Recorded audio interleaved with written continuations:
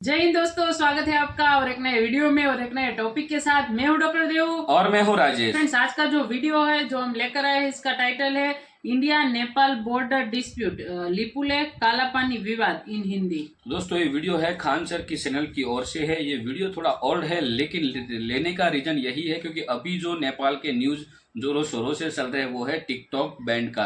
नेपाल में भी टिकटॉक को बैन किया गया है उसमें, तो इस वजह से मैं नेपाल की और हिस्ट्री जानने के लिए हमने ये वीडियो लिया है। वीडियो को दोस्तों लास्ट तक जरूर देखना, आपको पूरी डिटेल में जानकारी मिलेगी नेपाल इंडिया के जो बॉर्डर का जो डिस्प्यूट चल रहा था उसके बारे में।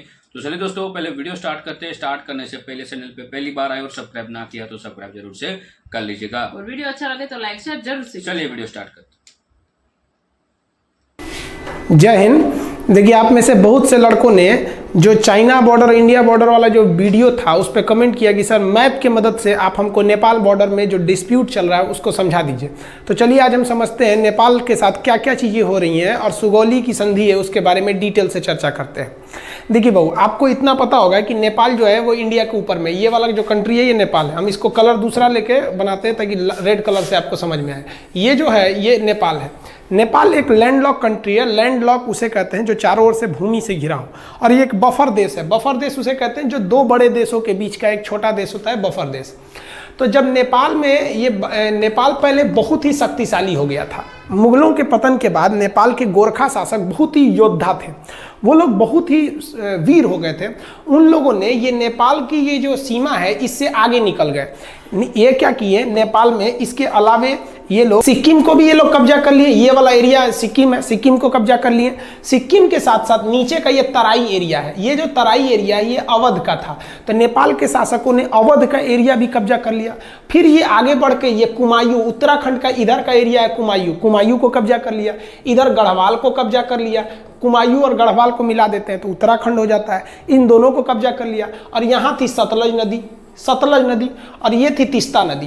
तो नेपाल की जो सीमा बन गई वो सतलज नदी से लेकर कहाँ तक हो गई, ये तीस्ता नदी तक हो गई। ये यहाँ टी लिख देते हैं, तीस्ता एस फॉर सतलज। सतलज से तीस्ता नदी के बीच में इनकी क्या हो गई, सीमा बन गई। इतना लंबा इनका क्षेत्र हो गया।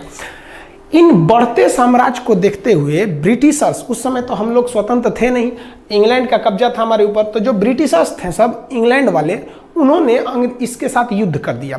उस युद्ध को कहते हैं एंग्लो नेपाल वार, आंग्ल नेपाल युद्ध। यह युद्ध चला 1814 से लेकर 1816 के बीच में।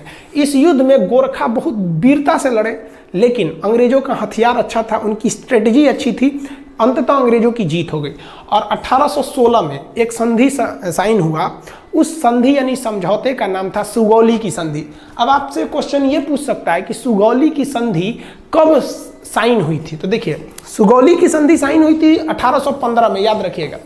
और वो इम्प्लीमेंट यानी कब उसको अमल में लाया गया, कब से वो लागू हो गया, तो वो 1816 से।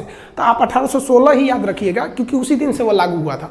एक क्वेश्चन और पूछता है कि सुगौली कहाँ पे है, तो सुगौली बिहार के चंपारण में है। यहीं पे समझौता हुआ था गोरखा और अंग्रेजों के बीच में। इस समझौते के तहत कुछ बातें कही गई थी, उसको समझिए। इस समझौते के तहत कहा गया कि गोरखा लोगों ने जो गढ़वाल जीता है वो अंग्रेजों को वापस करे, कुमायूं वापस करे, तराई का क्षेत्र वापस करे, सिक्किम वापस कर दे। तो जब ये वापस कर देगा तो नेपाल की तो सीमा बदल जाएगी। अब सतलज से तीस्ता थोड़ी रहेगी जब ये वापस कर देगा तो। तब नेपाल की एक नई सीमा का निर्धारण किया गया जिस पर लेकर अभी विवाद चल रहा है। तो उस सीमा का नाम क्या है, तो समझते हैं हम लोग। आंग्ल नेपाल युद्ध में जब नेपाल की पराजय हुई तो अंग्रेजों ने नेपाल के लिए सीमा का निर्धारण कर दिया। उन्होंने कहा कि उत्तराखंड में जो शारदा नदी है, इसी शारदा नदी को ना नेपाल के लोग काली या महाकाली कहते हैं। तो जो महाकाली नदी है वो यहाँ से सीमा बनाएगी पश्चिम से, और इस तरह में मेची नदी वो नेपाल से ही निकलती है। नेपाल का लास्ट नदी है मेची नदी। ये मेची नदी नेपाल से निकलकर बिहार के किशनगंज, इधर पे जिला है किशनगंज में महानंदा नदी से वर्तमान में मिल जाती है। तो ये इधर में महाकाली नदी बॉर्डर बन गया और यहाँ पर मेची नदी बॉर्डर बन गया। इन्हीं के बीच में क्या हो गया भैया, नेपाल हो गया। और नीचे में त्रिवेणी, आप पता होगा बिहार के चंपारण में त्रिवेणी बांध है, तो नीचे में त्रिवेणी नदी। तो ये नीचे का एरिया था, वो विवाद का कारण नहीं है। वर्तमान विवाद का काम महाकाली नदी। तो आप समझ गए। अब बात समझते हैं ये क्या चीज़ है, काला पानी और ये लिपुलेख विवाद। इस सब के बारे में। तो इतना समझे। अब नेक्स्ट स्लाइड में हम समझते हैं, ध्यान से समझिएगा। ये जो ट्रीटी थी, ट्रीटी को अगर आप ध्यान से देखेंगे इस पे, तो हम आपको समझा दिए थे। इंडिया नेपाल के बीच में एंग्लो नेपाल वार 1814 से 16 के बीच हुआ। सिगौली की संधि चंपारण में है 1816 में। कौन कौन से एरिया वापस करना पड़ा था? गढ़वाल, कुमायूं, तराई और सिक्किम का एरिया। नदी कौन कौन सी हो गई? महाकाली नदी से लेके, महाकाली नदी यहाँ से और इधर में मेची नदी के बीच में ये हो गया था। आप भले इसका स्क्रीनशॉट ले सकते हैं। पहले जो नेपाल था, पहले का नेपाल की सीमा यहाँ पे क्या थी? सतलज नदी, और इधर में तीस्ता नदी। लेकिन बाद में क्या कर दिया गया नेपाल की सीमा को? नेपाल के सीमा को यहाँ पे ये हो गया आपका नेपाल। नेपाल में इधर बना दिया गया मेची नदी को, कि भैया पूरब में आपका मेची नदी और इस साइड में महाकाली नदी, महाकाली नदी। तो ये सुगौली की संधि के बाद का है। नेपाल कहता है कि भैया हम इसी को मानेंगे। तो विवाद कहाँ से है? इसको मानेंगे। तो समझिए इसके बारे में। हालांकि इसका स्क्रीनशॉट लेना चाहते हैं तो ले सकते हैं, नहीं तो आप एक नोट्स बनाते चलिएगा। विवाद का कारण क्या है? तो उत्तराखंड से हम लोग को मानसरोवर यात्रा की शुरुआत करानी थी हम लोग को। तो मानसरोवर यात्रा कैसे होगा? तो ध्यान से देखिए। मानसरोवर यात्रा के लिए हम लोग एक बहुत लंबा रास्ता तय करते थे। मानसरोवर जाने के लिए हम लोग सिक्किम के यहाँ पर एक दर्रा है जिसका नाम है नाथुला दर्रा। इस नाथुला दर्रा से हम लोग कैलाश मानसरोवर जाते थे। यहाँ शंकर जी का स्थान है कैलाश मानसरोवर पर्वत पर, महाकाल। तो यहाँ हम लोग जाते थे जो श्रद्धालु हैं। तो भारत सरकार ने सोचा कि क्यों ना हम इन लोग को उत्तराखंड के रास्ते पहुँचा दें। यहाँ पर भी एक दर्रा है जिसका नाम है लेपुलेख दर्रा। तो यहाँ से क्यों ना पहुँचा दे? आप खुद देखिए कि यहाँ से बहुत फायदा होगा, दूरियां घट जाएंगी। इससे एक और फायदा क्या हो जाएगा कि हम चाइना से फ्यूचर में जब कभी युद्ध होता है तो हम यहाँ से सेना भी पहुँचा सकते हैं, क्योंकि चाइना का भरोसा करना बेवकूफ़ी होगी। तो भारत सरकार ने यही सोचा कि भैया हम यहाँ सड़क बना देते हैं। तो भारत सरकार में जितनी भी सीमा पर सड़कें बनेंगी बॉर्डर पे, वो बनाने का काम करता है border road organisation, BRO, border road organisation, BRO। ये सेना के अंडर में एक संस्था है, यही काम करती है। ये क्या करेगी भैया? बॉर्डर पे सड़कें बना। अब विवाद कैसे हो गया? देखिए, यहाँ पर काला पानी एक जगह का नाम है, काला पानी तक सड़क थी। उस सड़क को आगे बढ़ाकर लेपुलेख दर्रा तक लाया गया। यह सड़क की लंबाई थी 80 किलोमीटर। अब नेपाल कह दिया कि भैया आप ये जो सड़क बनाए हैं 80 किलोमीटर, ये हमारे एरिया में है, क्योंकि काला पानी और लेपुलेख दर्रा, लेपुलेख ये तीनों देशों के सीमा पर है। इधर में नेपाल, इधर में इंडिया, इधर नेपाल, इधर चाइना। तो ये जो आप सड़क बनाए ना, ये सड़क गलत है, ये हमारे एरिया में आप मत बनाइए। नेपाल कह रहा है कि हम सुगौली की संधि को मानते हैं, भारत कह रहा है कि हम भी उसी को मानते हैं। फिर विवाद कैसे हुआ समझिए ध्यान से। देखिए, आप इसको समझ लीजिए कि नेपाल है, यहां मान के चलिए नेपाल है, ये नेपाल हो गया, और यहां पर उत्तराखंड है, इधर का एरिया ये उत्तराखंड में। जो महाकाली नदी है उसकी 3 ठो शाखाएं हैं। ध्यान से समझिए, आप नक्शा को देखिए। जिसको हम ब्लैक कलर से किए हैं ये नेपाल है, और ये जो रेड कलर से बना दिए हैं ये इंडिया का उत्तराखंड राज्य है। अब सुगौली की संधि कहा गया था कि ये जो ब्लू कलर की नदी आ रही है, ये महाकाली नदी, ये नेपाल और इंडिया का बॉर्डर बनाएगी। दिक्कत इस बात की है कि नदी का उद्गम जो है वो 3 नदियों से मिलकर होता है। एक इधर वाले का नाम है लिम्पियाधुरा, इधर जो है लिम्पियाधुरा, तो सबसे इधर वाला एरिया है लिम्पियाधुरा, इधर में हो गया काला पानी, और सबसे लास्ट में है लेपुलेख, सबसे लास्ट में लेपुलेख। इंडिया कहता है कि जो महाकाली नदी शुरू हो रही है वो लेपुलेख से शुरू हो रही है। कहाँ से शुरू हो रही है? लेपुलेख से। इसलिए लेपुलेख से जब ये शुरू हो रही है तो इधर का पूरा एरिया मेरा हो गया। नेपाल क्या कह रहा है ससुरा कि जो महाकाली नदी शुरू होती है वो लेपुलेख से नहीं शुरू होती है। नेपाल कहता है कि यह लिम्पियाधुरा से शुरू होती है। लिम्पियाधुरा से जब शुरू होती है तो ये बॉर्डर होना चाहिए। यानी सारा का सारा झमेला ये इसी एरिया के लिए। ये हल्का सा जो एरिया इसको हम दूसरे किसी कलर से कर देते हैं, ये एरिया से विवाद है। सारा विवाद इसी एरिया को लेकर हो रहा है। अब आपको बता दें कि ये जो एरिया है, इस एरिया पर पहले से कब्जा इंडिया का है। ये जो ट्राई जंक्शन है तीनों का एरिया, इस पर अधिकार पहले से इंडिया का है। तो नेपाल कह रहा है कि भैया मेरा है, आप खाली करिए। नेपाल को ये गर्मी कहाँ से है भैया? इतना जुनून जो कभी हमसे आंख मिला नहीं सकता था, आज इतना बढ़ के बोलने लगा। समझिए इसके बारे में। तो ये समझ गए, बॉर्डर रोड ऑर्गेनाइजेशन ने एक न्यू सड़क बनाई थी। कहाँ से? काला पानी से लेपुलेख तक 80 किलोमीटर। किस लिए? मानसरोवर यात्रा पर जाने के लिए। अब नेपाल ने एक नया नक्शा लगा दिया। नेपाल ने अपने नए नक्शा में लिम्पियाधुरा को, काला पानी और लेपुलेख यानी ये पूरे एरिया को अपने नक्शा में दिखा दिया कि भैया ये पूरा एरिया नेपाल का है। इसने अपने नक्शा में दिखा दिया। इंडिया ने कहा भैया हम ये नक्शा को नहीं मानते, ये नक्शा गलत है। वो कहता कि नहीं आप मानिए क्यों नहीं, ये सुगौली की संधि 1816 की बात है। तो आप समझ रहे हैं ना, वो उद्गम से एक झमेला है कि कहाँ से माना जाता है यहाँ पर। अब थोड़ा समझिए नेपाल ऐसा क्यों कर रहा है। नेपाल में अभी जो सरकार है वो सरकार है नेपाल कम्युनिस्ट पार्टी की। जैसे अपने यहाँ भारत में बीजेपी की सरकार है, उसी तरह फिलहाल नेपाल में नेपाली कम्युनिस्ट पार्टी है। ये चाइना की कम्युनिस्ट पार्टी से बहुत मैच करती है, दोनों की विचारधारा मैच करते हैं, इसलिए ये चाइना की ओर बहुत बह रहे हैं। और उसके प्राइम मिनिस्टर हैं KP शर्मा ओली। ये तो समझिए कि एकदम बैठे हैं चाइना की गोद में जाने के लिए तैयारी में। इनको समझ नहीं आ रहा है कि चाइना इनको बर्बाद करेगा। चाइना किसी को भी अपने डेफ्ट ट्रैप में बिछा लेता है, यानी कर्जा देकर उनको फंसा लेता है। इतना ना कर्जा दे देता है औकात से ज़्यादा कि ये कर्जा चुका नहीं पाते हैं। उसके बाद कहता है कि मेरा कर्जा लाइए, तो ये कुछ कर नहीं पाते हैं, कहते नहीं है। तो चाइना कहता है तो मेरी बात मानिए। यही चाइना करना चाहता है किनके साथ, नेपाल के साथ। इनको शर्म नहीं आ रही, समझ में भी नहीं आ रहा है और शर्म भी नहीं आ रही है। कैसे नेपाल चाइना के कहने पर ये सारा विवाद खड़ा किया है। और हद तब हो गया जब कल नेपाल के prime minister KP Sharma Oli ने क्या कहा, India spread corona virus in Nepal, यानी भारत के लोग नेपाल में कोरोना वायरस फैला रहे हैं। सोचिए, भारत के लोग फैला रहे हैं, हद हो गया भाई। हिंदुस्तान ने नेपाल को 2 लाख टैबलेट दिया था हाइड्रोक्सीक्लोरोक्विन का, 2 लाख टैबलेट दिया था नेपाल को पैरासीटामोल का, और वो भी उससे पैसे नहीं लिया था, गिफ्ट में दे दिया था कि भैया आप हमारे पड़ोसी हैं। और अमेरिका को हम लोगों ने पैसे में बेचा था। उस गिफ्ट का नतीजा ये है कि हम लोग कोरोना वायरस फैला रहे हैं। और क्या बोला ये KP शर्मा ओली ने कि Indian corona is more lethal. Lethal मतलब होता है खतरनाक। मतलब इंडिया का जो कोरोना वायरस है वो अमेरिका, इटली और चाइना के वुहान वाले कोरोना से ज़्यादा खतरनाक है। हद है भैया आपका। ये है KP शर्मा ओली, इनको समझ में नहीं आ रहा है। तो आप ये समझे ना कि लिम्पियाधुरा का मेन विवाद क्या है। लिम्पियाधुरा उत्तराखंड के पिथौरागढ़ जिला में आता है, यह समझ में आ गया आपको। अब आगे समझाते हैं और क्या चीज़ है। इसका स्क्रीनशॉट लेना चाहे तो ले सकते हैं।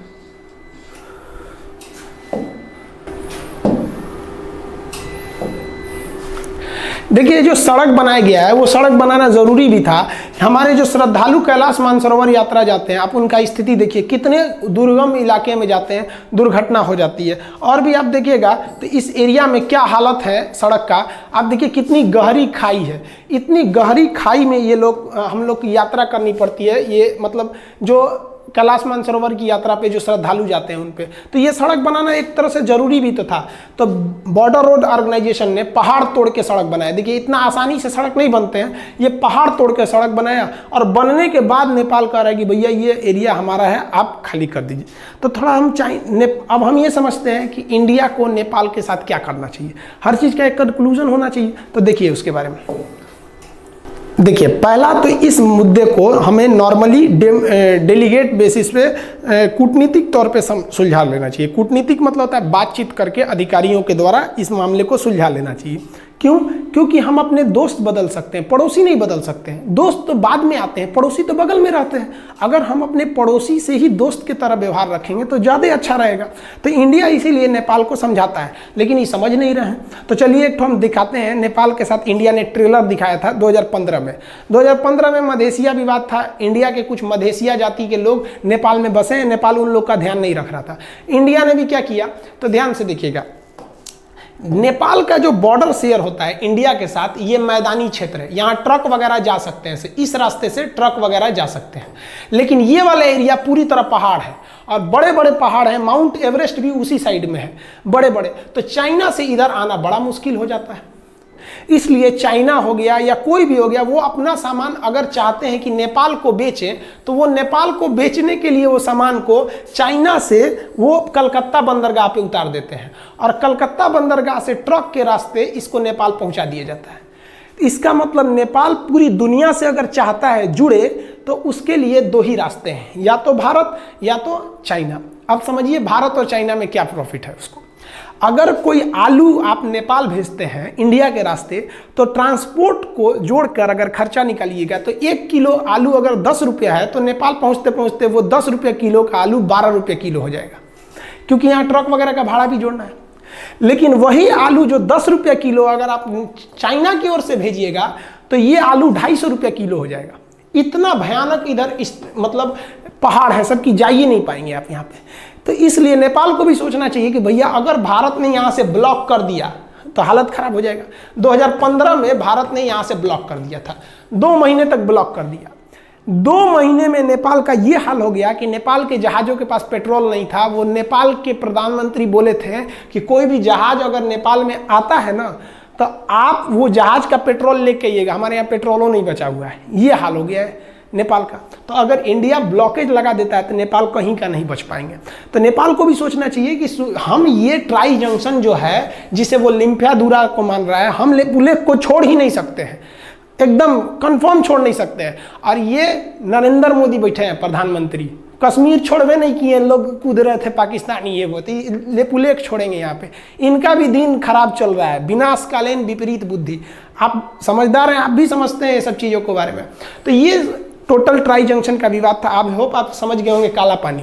तो काला पानी, लेपुलेक, लिम्पियाधुरा ये एरिया जो है ये कहाँ पर है? पिथौरागढ़ उत्तराखंड में है।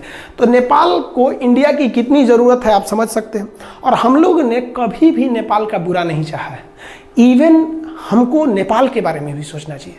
हिंदुस्तान ने ऐसा कोई युद्ध नहीं जीता है जिसमें नेपाल के गोरखा भाइयों का खून न बहा हो।